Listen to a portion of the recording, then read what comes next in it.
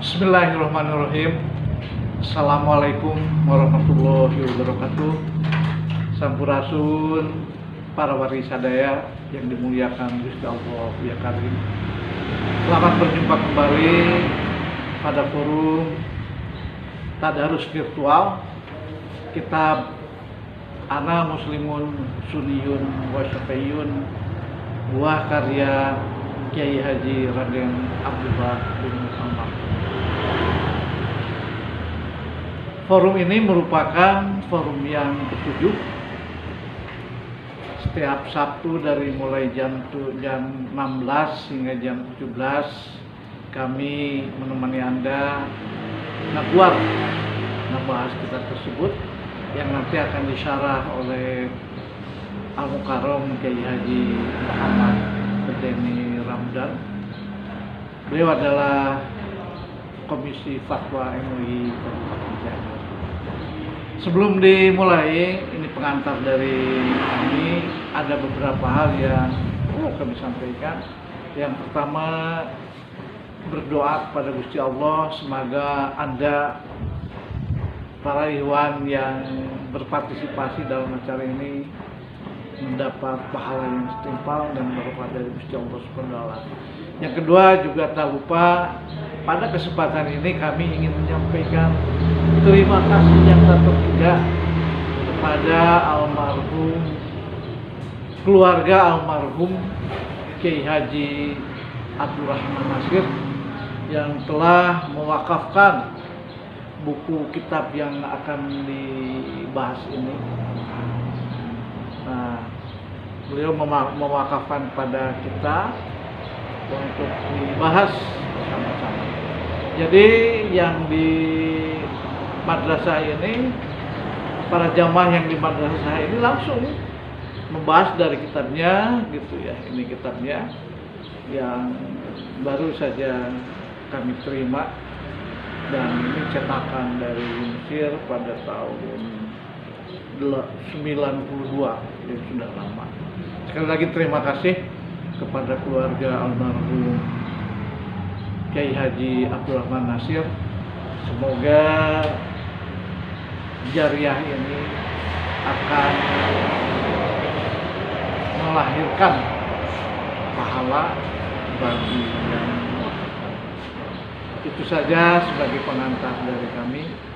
Selamat talabul ilmu, selamat mendulang pahala, selamat membahas bersama-sama kitab Ana Muslimun Sunniyun wa Syafi'iyun. Itu saja, kami undur diri dari Anda sekalian dan selamat bertemu nanti, berjumpa dengan pensyarah kitab tersebut.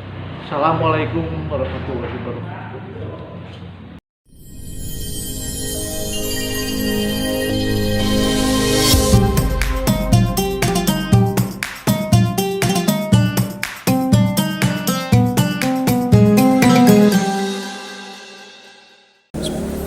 Assalamualaikum warahmatullahi wabarakatuh. Alhamdulillah, alhamdulillahilladzi hadana lihadza wa ma kunna linahtadiya laula an hadanallah. Assalatu wassalamu ala Rasulillah Sayyidina wa Maulana Muhammad ibn Abdillah wa ala alihi wa ashabihi wa man tabi'ahu dah. Asyhadu an la ilaha illallah wahdahu la syarikalah wa asyhadu anna sayyidana Muhammadan abduhu wa rasuluh, amma ba'd. Alhamdulillah, di sore hari ini kita masih mendapatkan anugerah nikmat usia, sehat dan juga sempat, dan juga anugerah yang paling besar, hidayah iman dan Islam, dan juga taufik untuk bisa melangkah ke majlis taklim yang mulia ini. Tentu harapan kita mudah-mudahan hidayah iman dan Islam yang telah diyakini oleh kita, semoga sampai taklif terakhir untuk mempertahankan iman Islam, yaitu ketika ruh kita keluar dari jasad kita, hatta ya'tiyakal yakin. Mudah-mudahan kita mendapatkan rezeki husnul khotimah. Amin. Sebagaimana biasa, mari kita awali pengajian ini dengan tawasul dan hadiah. Tentunya pertama kepada hadroh Rasulullah SAW, para sahabat, keluarga tabi'in, dan juga para ulamul amirin, para ulia, para syuhada, para solihin. Wabil khusus untuk mu'alif kitab ini, almarhum almarhumah Mama Raden Kiai Haji Abdullah bin Nuh beserta seluruh keluarga, baik usulnya, furu'nya, dan hawasinya. Juga teruntuk kepada guru kita almarhum Abdullah Kiai Haji Koko Abdul Qadir Roji beserta seluruh keluarga, usul, furu, dan hawasinya. Dan juga kepada almarhum Abdullah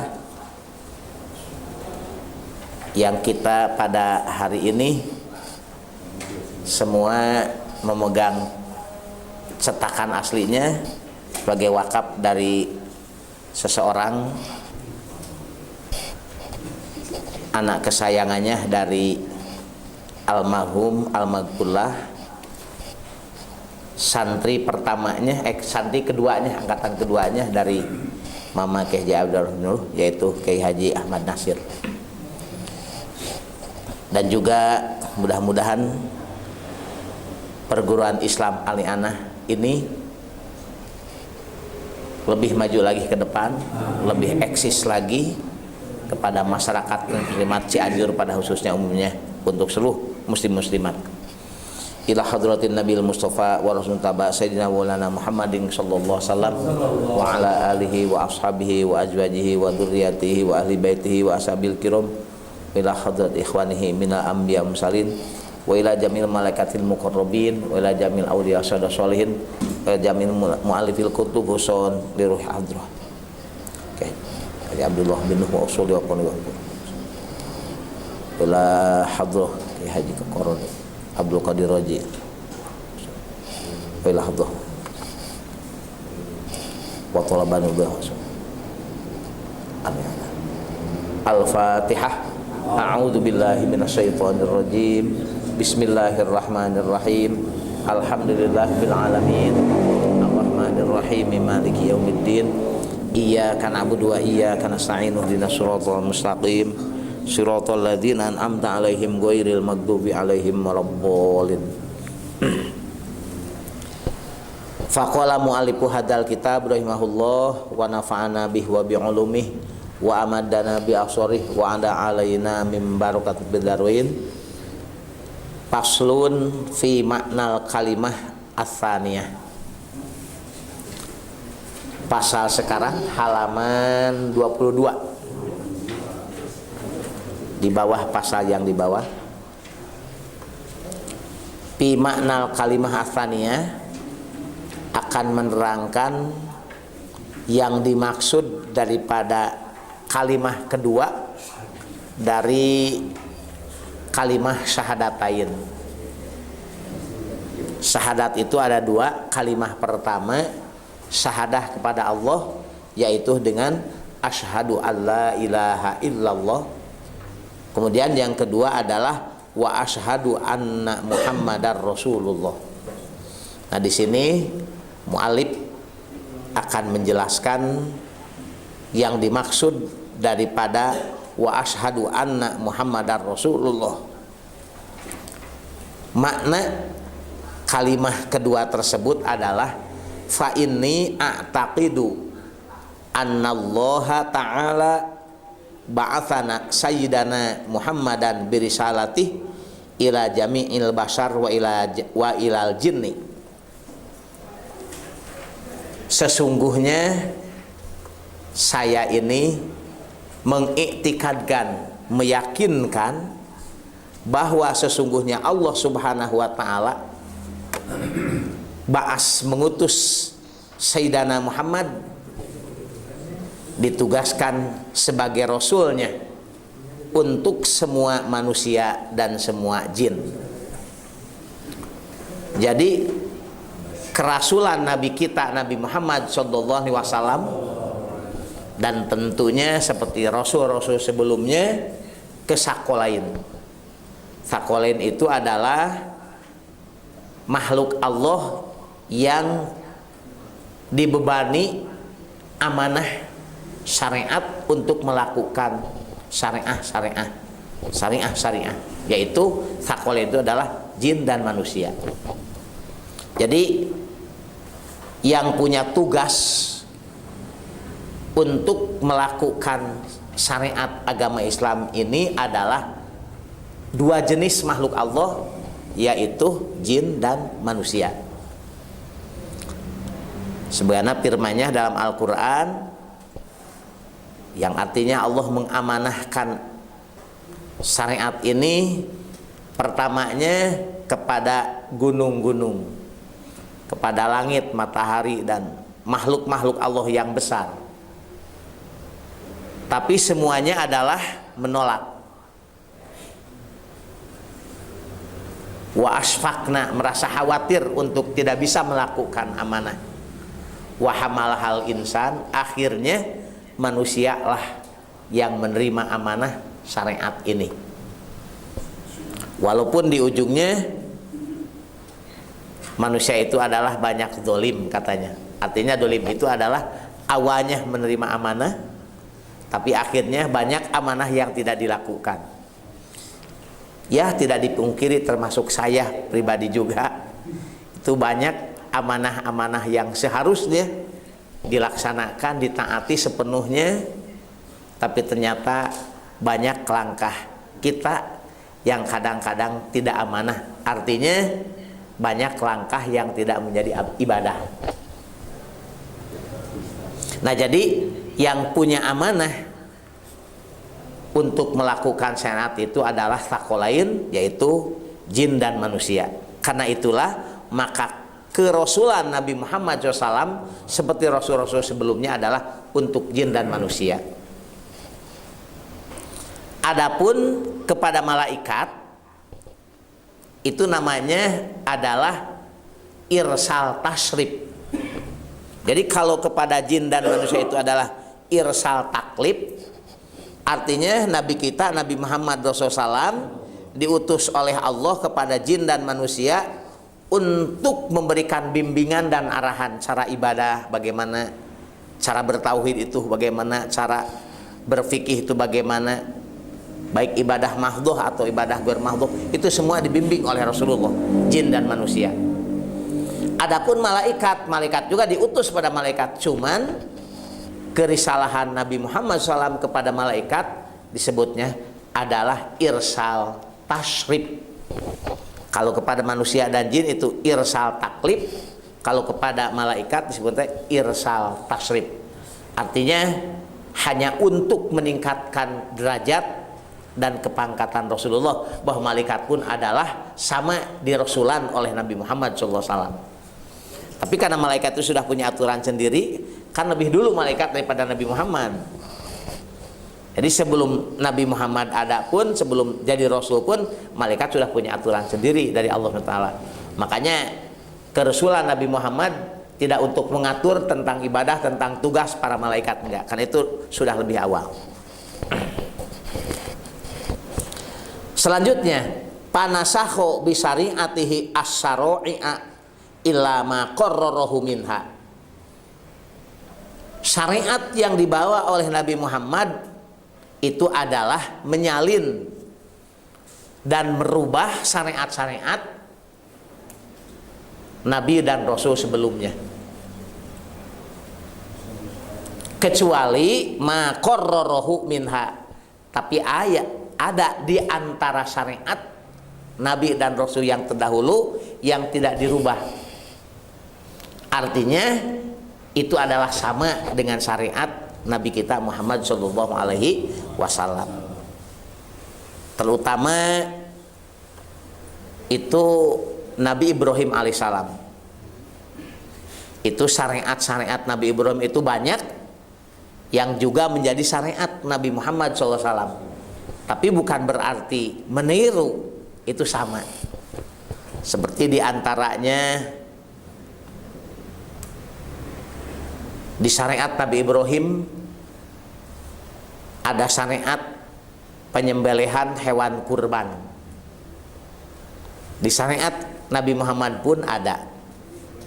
Di syariat Nabiullah Ibrahim alaihissalam disunahkan untuk memotong kuku. Di kita juga ada. Di syariat Nabi Ibrahim alaihissalam wajib dihitan untuk laki-laki.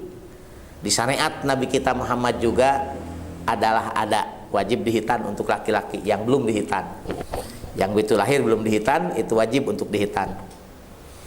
Itu adalah termasuk ma qarrarahu minha, syariat yang tidak dirubah, artinya sama dengan syariat Rasul yang terdahulu. Yang dinasah itu tentunya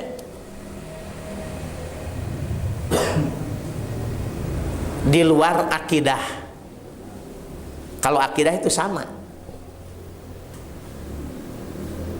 Tentu kalau di luar akidah seperti pelaksanaan ibadah yang di luar akidah, karena Allah Subhanahu wa Ta'ala itu sangat adil dan sangat kasih sayang pada umatnya, tentunya syariat yang dilakukan disesuaikan dengan kekuatan fisiknya masyarakat atau kaum dari Rasul dan Nabi tersebut. Kalau kaum-kaum yang dulu itu sangat kuat-kuat fisiknya, maka syariatnya pun adalah memang berat kalau dilakukan oleh kita sebagai umat Nabi Muhammad yang notabene fisiknya tidak sekuat masyarakat yang dulu.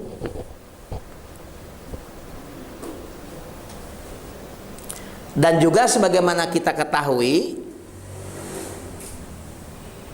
di antara syariat-syariat para rasul yang telah lalu itu, yang paling mudah, yang paling ringan, yang paling enteng adalah syariat Nabi kita Muhammad Shallallahu Alaihi Wasallam. Misal, kalau ada najis, ya bukan ain najis, tapi sesuatu yang asalnya suci atau bersih, kemudian terkena najis, kalau syariat Nabi Muhammad itu dibasuh saja dengan ketentuan fikih.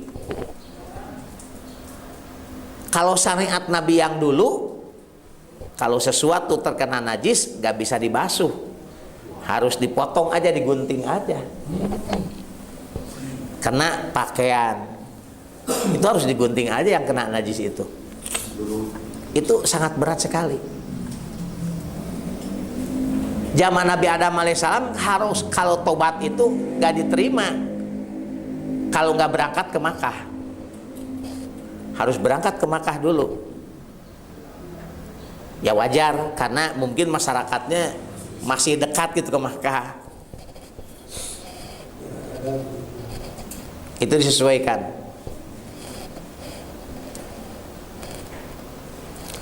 Wa faddalahu ala sairil anbiya wa ja'alahu sayyidal bashar. Dan harus diiktikadkan oleh kita sebagai kandungan daripada kalimah syahadat yang kedua, wajib kita iktikadkan bahwa Nabi Muhammad SAW adalah lebih unggul daripada nabi-nabi yang terdahulu. Dan juga sayyidal bashar, wa ja'alahu sayyidal bashar. Dan kita wajib iktikadkan dari kandungan syahadat yang kedua ini, ya, dari wa asyhadu anna Muhammadar Rasulullah, yakinkan dalam hati kita, iktikadkan bahwa Nabi kita Nabi Muhammad adalah sebagai manusia terunggul. Bukan hanya di kalangan Nabi dan Rasul, seluruh manusia, bahkan dunyan wa ukhron, bukan hanya di dunia tapi di akhirat pun. Itu tandanya keunggulan Nabi kita, Nabi Muhammad SAW. Mudah-mudahan kita diakui sebagai umatnya, ya. Amin. Kita mengaku alhamdulillah sebagai umatnya, tapi apakah diakui atau enggak oleh Nabi kita? Itu yang paling baik, bukan hanya mengaku tapi diakui gitu ya. Alhamdulillah kita mengaku, wajib memang mengaku, tapi apakah diakui atau enggak? Itu ya tergantung bagaimana penghidmatan kita, ketaatan kita, keikutsertaan kita untuk melaksanakan sunnahnya. Jadi wajib diitikadkan bahwa di samping bahwa Nabi kita Muhammad SAW adalah abdul dari Nabi dan Rasul, dan juga ja'alahu sayyidal basar, dan merupakan adalah manusia terunggul, bukan hanya di kalangan Nabi Rasul, juga dunia dan akhirat, bukan hanya di dunia. Makanya wa alzamal khalqo tasdiqahu fi jami'i ma akhbaru anhu ta'ala min umuri dunya wal akhirah. Makanya Allah Subhanahu wa taala mewajibkan kepada seluruh makhluk, ya, tentu makhluk itu selain dari Allah itu makhluk, bukan hanya sakolain, bukan hanya sebatas manusia dan jin, tapi seluruh makhluk Allah mewajibkan untuk tasdik,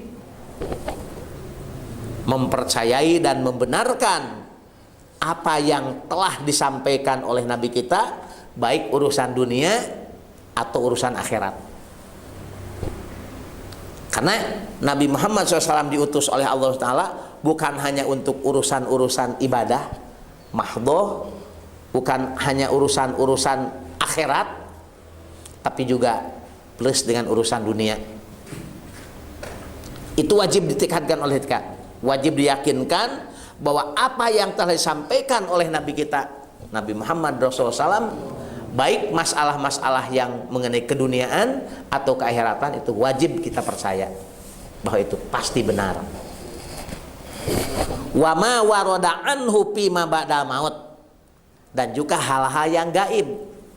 Apabila Nabi kita Nabi Muhammad SAW memberitakan tentang hal-hal yang akan terjadi setelah mati, itu yang gaib, yang tidak bisa diraba, tidak bisa didengar ya oleh kita, dan juga belum kita mengalami, itu kita wajib percaya.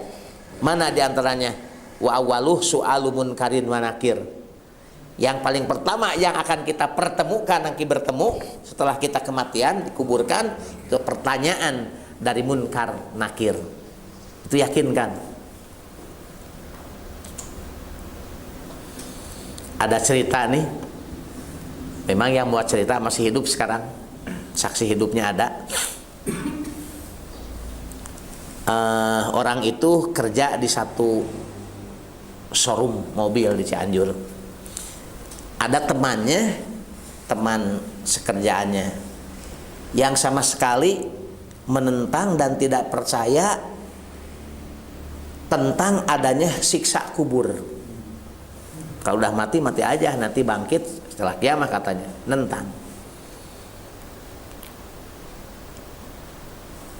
Setelah debat tentang hal itu, menentang tentang nggak percaya tuh, nggak lama, paling 2 minggu katanya, di antara karyawan di showroom itu ada yang meninggal. Orangnya orang Cipanas. Kata bos, kita berduka semua, tutup aja ini showroom, kita ngantar keberangkatannya teman kita di Cipanas, termasuk bosnya itu berangkat. Saya dikuburkan, bosnya itu Bang Resa merasa kehilangan jam tangan yang mahal sekali. Dipikir-pikir, udah habis pikir, barangkali ikut terkubur katanya. Coba saja, karena ini bukan jam biasa ini. Akhirnya setelah 1 hari mencari kemana-mana itu jam nggak ada, akhirnya punya pikiran barangkali ikut terkubur. Barang-barang lagi itu karyawan yang tadi itu ke Cipanas, dicoba dengan masyarakat di sana untuk menggali lagi, barangkali ada. Memang pas ada jam itu, dan juga itu kuburan sudah berantakan, padung-padung sudah berantakan itu. Dan juga kelihatan seperti ada bekas sesuatu yang di luar jangkauan akal. Yang tadi yang sama sekali nggak percaya, kebetulan temannya yang mati juga itu yang termasuk yang nggak percaya pada siksaan kubur. Akhirnya yang meninggal juga itu termasuk temannya yang nggak percaya tuh. Akhirnya alhamdulillah dengan kejadian itu melihat sendiri dengan mata kepala sendiri, hikmahnya itu jambosnya itu ketinggalan pas terkubur juga. Alhamdulillah sekarang katanya percaya gitu bahwa benar-benar itu sisa kubur itu ada. Barangkali itulah akibat dari dia nggak percaya juga tuh waktu hidupnya katanya. Nah itulah. Jadi di antara berita gaib yang harus kita yakinkan itu adalah bahwa kata Nabi Muhammad itu ada soal munkar nakir, pertanyaan munkar nakir yang paling awal ditemukan oleh setiap yang mati setelah dikuburkan itu adalah munkar dan nakir. Kata para ulama disebut munkar nakir itu untuk mayit yang tidak soleh. Tapi kalau mayitnya soleh bukan munkar nakir istilahnya, tapi basar mubasir. Artinya yang penuh gembira menyambut kedatangan mayit yang soleh itu bukan munkar nakir. Munkar itu diinkar artinya. Jadi pas melihat itu wah ketemunya pertama kali dalam keadaan wajah yang sangat menakutkan gitu, makanya munkar nakir. Tapi kalau untuk mayit yang baik yang soleh itu basar mubasir. Artinya begitu disuruh untuk bangkit itu dengan penuh gembira menyambut menyambut dengan gembira itu dengan tenang. Wa min dalika adzabul kubri, di antara berita gaib yang wajib kita yakinkan adalah adzabul kubri, siksa kubur. Itu ada. Rasulullah sendiri menyuruh dalam doa dalam tahiyat akhir kan itu, Allahumma inni a'udzubika bil kubri, Allahumma inni a'udzubika min adzabil kubri, dari siksa kubur. Itu berarti siksa kubur itu ada. Sampai kapan siksa kubur? Itu sampai terjadinya kiamat. Jadi lama dan tidak dalamnya siksa yang akan dirasakan oleh mayit yang tidak soleh di kubur itu tergantung lama dan dalamnya kiamat. Jadi begitu mati kemudian dikuburkan, kalau yang tidak soleh itu sampai kiamat nanti disiksanya. Tapi kalau untuk mayit yang bagus, yang baik, yang soleh, seperti mana sabda Rasul, naumatal arus, tidurlah, istirahatlah dengan istirahat yang nikmat. Itu dinas dalam Al-Quran surah Yasin. Qalu ya wailana mam ba'atsana mimmar qadina. Nah, hada ma wadar rahman. Itu mayit yang baik. Mayit yang baik itu begitu kiamat seperti dibangunkan. Ba'as yang gitu di nafkhatusaninya. Ba'as. Ya wailana mam ba'atsana. Seakan nih siapa yang membangunkan sedang kita tidur nikmat. Kata malaikat, hada ma wa'adar rahman. Ini adalah janji Allah Subhanahu wa taala. Dan benar, maha benar ini para rasul yang telah memberitakan bahwa ini janji Allah akan kita bangkit kembali. Kehidupan kedua, ya Allah ya Karim Pak Jingkot, kayak itu pasti akan bangkit lagi setelah kita mati dikuburkan. Apakah kita yang disiksa sampai ba'as atau enggak? Mudah-mudahan enggak ya. Tapi yang ditidurkan oleh Allah, tidurlah seperti tidur seorang pengantin yang nyenyak dan nikmat. Nanti ba'as, ditiup sangsakala oleh malak Asrofil, kemudian bangkit lagi semua. Mamba'asana mekuna. Ya Allah, ini siapakah yang bangunkan kita sedang nyenyak tidur nikmat? Hadza ma wa'ad. Ini adalah janji Allah bahwa kita akan hidup lagi dalam dimulai dari kebangkitan ini. Nah, dari sanalah kita akan hidup abadi, nggak ada ujungnya. Nah, ini diantara berita yang sampaikan Nabi. Wal mizan, termasuk timbangan amal. Itu bukan Allah tidak tahu ini ahli surga, ini neraka, bukan. Untuk meyakinkan dan juga menyatakan sebagai malaikat yang ditugaskan Allah sebagai mencatat. Ini ada timbangan amal. Ada man sakulat mawazinuhu fahuwa fi isyatir radiyah wa man khaffat mawazinuhu fa ummuhu hawiyah. Orang yang sakulat mawazinu, timbangan amal baiknya itu berat, bahwa fi 'aisyatir radiyah, itu akan mengalami kehidupan yang sangat-sangat nikmat. Tapi yang ringan kebaikannya, wa ummuhu hawiyah, masalahnya itu urusannya wah celaka nih. Wa ma adokamai, apa itu hawiyah itu? Narun hamiyah, api yang sangat panas. Naudzubillah min dzalik. Untuk sementara itu barangkali ada hal yang di. Oh iya, silakan.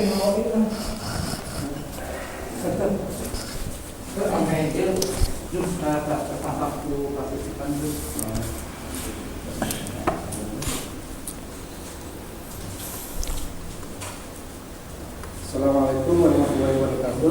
Waalaikumsalam warahmatullahi wabarakatuh. Di sini dikatakan bahwa ba'atha sayyidina Muhammadan bi risalatihi ila jami'il bashar wa ila jin. Iya. Artinya bahwa Nabi Muhammad itu kan diutus untuk seluruh manusia dan jin. Iya. Nah, yang ditanyakan adalah bagaimana kaifiyah bahwa risalah itu sampai ke jin. Kalau ke manusia kan itu sudah jelas ya. Iya, iya. Nah, itu bagaimana kaifiyahnya kan disebutkan di situ. Kemudian yang keduanya juga dikatakan fanasakhu bi syari'atihi syara'i, artinya bahwa syariat sebelumnya itu dinasah dengan syariat Nabi Muhammad. Yang ingin ditanyakan adalah apakah mama ini menggunakan, kalau dalam usul fikih itu ada yang namanya syar'u man qablana laisa syar'an lana. Apakah itu yang dipakai oleh ini? Iya. Saja mungkin. Kalau itu Assalamualaikum. Yang pertama, karena Nabi kita dan tentu Rasul-Rasul sebelum Nabi Muhammad juga itu bukan hanya kepada manusia ditugaskan Allah, tapi kepada jin. Itu bagaimana kaifiyah para Rasul untuk dakwah menyampaikan risalah kepada jin. Tentu ini ada kaifiyah khusus, seperti dalam surah jin ada Al-Quran khusus surah jin. Itu di surah jin itu adalah sangat lengkap sekali bagaimana Rasulullah untuk dakwah kepada mereka. Jadi tentunya ya secara logika Nabi Muhammad bukan hanya menguasai bahasa manusia, tapi juga tentu menguasai bahasa jin. Karena tentu yang disampaikan karena jin yang akan menerima tentu bahasa dengan bahasa jin. Ya. Makanya dalam surah jin itu dikatakan bahwa ada segolongan jin, nafarumina jinni, kemudian mendengarkan sengaja kepada bacaan Al-Quran, kemudian mereka balik ke tempatnya, setelah itu memberitakan kepada kaumnya bahwa ada nabi baru Muhammad memberitakan ini, maka belah kita untuk bersama-sama iman. Maka datanglah iman kepada Nabi Muhammad SAW. Jadi tentu kaifiyah dakwah Nabi Muhammad kepada jin itu dengan cara tersendiri. Karena balighu anni ala qadri ukulikum ala qadri ukulihim, sampaikanlah dariku dengan kapasitas dan ukuran kemampuan akalnya mereka. Jadi kalau ke jin tentunya bahasanya bahasa jin. Jin itu tentu kalau di Cianjur kebanyakan bahasa Sunda. Ini begini Ustadz, ini saya pernah alhamdulillah mondok di Cirebon. Kebetulan guru saya itu masih Duriah daripada Kiai Haji Fuad Hasim, dulu pernah mendengar. Pas saya sowan ke rumah dengan putra Kiai guru saya itu, kemudian menceritakan tentang berita-berita aneh, karena itu beliau itu sebagai mubalik kemana-mana sering ke Cianjur dulunya, karena diundang ya Kiai Fuad Hasim itu menceritakan kepada saya dan pada anak guru saya itu, namanya Nur Salim. Nur, saya ini pernah dari sini ada undangan. Padahal kan rumah Ki Fuad Hasim itu tentu kalau mau ke Jalan Raja itu, ke jalan itu melewat jembatan. Tapi sewaktu saya dijemput oleh Soebul Hajat, kok mobil ini nggak lewat jembatan, justru ke bawah jembatan. Saya juga kaget katanya, kok ke bawah jembatan nih mobil, bagaimana? Tapi mungkin 10 menit dari turun ke bawah jembatan, wah masyarakat sudah banyak yang akan mendengarkan. Akhirnya saya ceramah. Itu aneh. Biasanya di mana habis ceramah itu disuruh makan. Enggak suruh makan tuh. Cuman langsung pulang, kemudian diberi amplop biasa. Pas pulangnya seperti hanya 2 menit tuh perasaan. Sudah sampai di rumah, pakai mobil yang tadi. Saya kira, barangkali ini negara jin barangkali. Kata beliau itu begitu. Di antara cerita itu ya. Itu saya yakin itu mungkin itu jin katanya yang mengundang saya gitu. Bahasa Sunda, Apa? Yang pegang bahasa Sunda ya. Itu bahasanya bahasa Cirebon aja gitu, karena di Cirebon itu. Oh jadi bangsa jin itu mungkin bahasanya Ya tergantung di mana adanya begitu. Ya gitu, kayak gitu. Nah kemudian yang kedua, Ustadz tadi, apakah almarhum Abdullah ini, mama ini, apakah maksud dari panasahu bisyariatihi asyar'a itu, apakah maksudnya bahwa syariat kita bukan syariat nabi-nabi sebelumnya, dan sebaliknya syariat Rasul sebelumnya bukan syariat kita, apakah itu pengertian daripada nasakh? Nah itulah. Jadi nasakh itu bukan berarti menyalin, menghapus seluruhnya, tapi ada kesamaan pun bukan berarti syariat yang itu. Jadi kalau di sini ada kata illa ma qarrarahu minha, jadi antara istisna dan musa itu tentu apakah ini istisna mutasil, istilah ilmu nahwu, atau istilahnya istisna munqati. Kalau di sini dikatakan panasahu bisyariati asyar'a illa ma qarrarahu, kalau istisnanya mustasil berarti sama dengan syariat yang dulu, kecuali kecuali syariat-syariat yang sekarang ini tidak sama, artinya merubah. Itu kalau syariat kalau istisna mutasil. Kalau istilah istisna munqati berarti syariat yang dulu walaupun sama dengan syariat sekarang, yang sekarang ini bukan syariat yang dulu, beda lagi. Cuman beda rasulnya. Jadi bisa diartikan panaso ini disalin. Jadi yang dulu itu, yang sekarang ini bukan yang dulu, walaupun sama. Dimansuh. Iya. Dimansuh, disalin itu mansuh itu.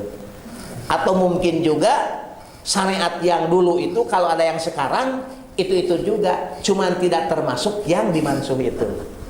Begitulah. Ada lagi? Enggak. Tadi ada syahadat ya. Iya. Itu kan bagi mungkin yang dari non muslim ke muslim ada syahadat ya. Nah kita yang Islamnya Islam dari turunan itu kan, apakah itu syahadat ya? Ada yang bilang kata syahadat lagi, apa betul? Terima kasih udah.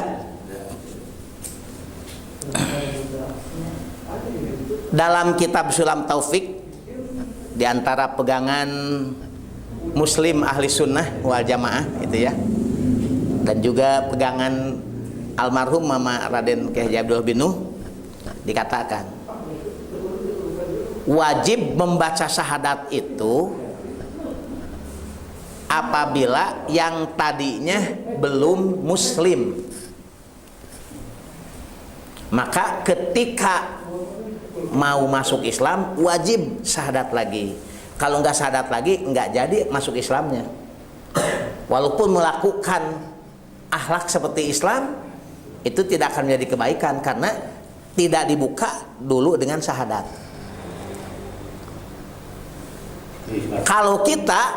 Kalau ibu bapak kita alhamdulillah kebetulan muslim dan muslimah, itu begitu lahir sudah langsung menjadi orang muslim. Jadi gak usah syahadat lagi, kecuali pisolah. Dalam sholat, dalam tahiyat itu wajib baca syahadat. Kalau dalam tahiyat tidak syahadat, itu sholatnya nggak jadi. Jadi nggak ada. Tapi ada memang ya kelompok sekarang. Bahkan saya juga pernah ditugaskan oleh Majelis Ulama, mungkin 5 tahun ke belakang ke daerah Cianjur Selatan, karena ada kelompok yang mewajibkan harus beat dengan syahadat lagi. Sehingga mereka menyatakan kalau tidak syahadat lagi itu belum sah keislamannya. Di buku-buku yang dibimbing dari Majelis Ulama Pusat, apabila berkeyakinan seperti itu, menyalahkan orang yang tidak syahadat lagi kepada mereka, itu jelas adalah kelompok yang sesat, yang menyeleweng. Makanya saya dari Majelis Ulama dan juga bersama Kemenag, bersama MUI, bahkan bersama Kapolres datang ke sana untuk berdialog. Tapi ternyata pas datang ke sana udah dijanjikan bahkan dari awal, udah disurati melalui camatnya dan seluruhnya, tapi ternyata pas ke sana nggak ada orangnya. Tadinya bukan berdebat gitu, mau mengklarifikasi apakah iya atau enggak. Ternyata datang ke sana itu dengan tangan kosong, nggak ada siapa-siapa. Padahal mereka sudah siap, sudah berjanji untuk siap berdialog, tapi nggak ada. Itu adalah, saya masih ingat, diantaranya kelompok yang menyatakan wajib syahadat lagi di hadapan seorang imam mereka. Kalau enggak itu belum sah keislamannya, katanya begitu. Jadi enggak, jadi bagi kita enggak wajib syahadat lagi kecuali dalam sholat itu. Jadi patokannya yang Islam itu kan karena dia lahir dari rahim seorang muslimah. Iya, bahkan begini menurut fikih, gak usah harus ibu bapaknya kedua-duanya sebagai muslim. Asal satu di antara ibu atau bapaknya muslim, itu begitu lahir itu ada sudah Islam anaknya, itu sudah muslim. Jadi gak usah wajib syahadat lagi pas usia balik itu, kecuali kalau di sholat itu wajib membaca syahadat. Kalau enggak syahadat enggak jadi sholatnya. Jadi syahadat itu semacam tiket juga ya Pak? Iya gitu. Dilanjut, wasiratu alamat nih jahannam, kita harus yakin dari kandungan syahadat kedua ini bahwa ada jembatan ya yang terlentang antara mauqif dan jahanam. Misalnya gini, ini mauqif ini tempat berkumpul seluruh makhluk Allah yang dihisab. Nah, di seberang sana adalah haud Rasulullah. Setelah haud itu adalah kolam yang besar. Nah, di seberangnya kolam itu adalah sorga. Jadi setiap manusia itu harus lewat jembatan, disebutnya ada sirotul jahim, bukan sirotul mustaqim. Sirotul mustaqim adalah sekarang Islam itu sirotul mustaqim. Jadi setiap orang itu lewat sana. Yang lulus lewat jembatan itu nanti ada haud di sana, nanti ada kedepannya ada haud ya, minum di sana. Gelas-gelasnya sudah disediakan oleh Allah sebanyak nujumus samawat, sebanyak bintang-bintangnya di langit.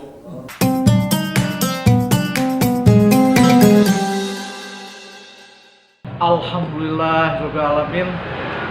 Tadarusan virtual untuk edisi tanggal 11 September 2001 telah selesai. Dibahas tadi apa yang ada dalam buku ini oleh pensyarah Kiai Haji Muhammad Ramdan. Semoga apa yang kita lakukan selama virtual atau ini insya Allah akan mencapai pahala bagi kita semua. Tidak lupa saya ingin menyampaikan, jika Anda ingin membuka kembali, mempelajari kembali hasil pensyarahan tadi, bisa dilihat di YouTube, di YouTube dengan alamat Perguruan Islam Al-Yanah. Nanti kita akan setiap hari Sabtu jam 5 itu kita akan on. Yang kedua, ini juga selain Zooming ini juga kami mencoba berusaha menambah sarana-sarana pelayanan untuk Anda semua melalui radio Suara Al-Yanah pada gelombang 109,3 FM. Itu saja, terima kasih hatur nuhun. Assalamualaikum warahmatullahi wabarakatuh. Sampai berjumpa pada Sabtu yang akan datang. Salam.